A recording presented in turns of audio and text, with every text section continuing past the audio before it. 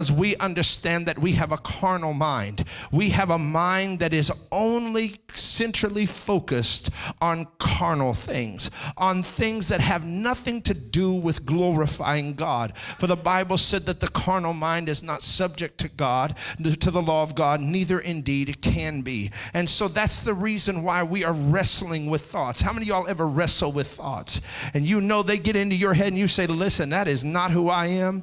That don't belong to me. That has nothing to do with my future. It really doesn't even have anything to do with my present. I mean, it's just a thought. And there are sometimes you need to willfully and intentionally do inventory of your thought life. Because saints of God, the easiest way for you to go crazy is get lost in your own head. I mean, get lost in your own thoughts. And I'm going to tell you something. Satan has power to take things out of your heart and to put things in your heart. And that's something you need to understand. The Bible tells us Jesus, when dealing with the parable of the soil and the seed, he said the fowls of the air come and pluck it out of the soil. And Jesus tells us that the soil is the heart of man.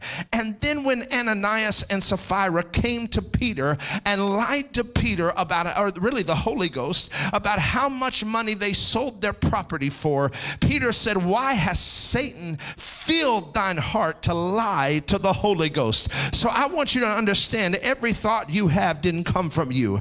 Every thought you have doesn't come from your intelligence, your intellect. It doesn't come, saints of God, from inside of you. There are some things that are put in you from the outside, and that's why you have to be intentional about your thought life. When you want to hurt yourself, that ain't God and that ain't you. When you want to fall into the depression so to the point that you cannot be successful in the gifts and the callings and the abilities that God has given to you, that ain't you. You need to understand. The Bible tells us, the writer says, I would above all things that you should prosper and be in good health, even as your soul does prosper.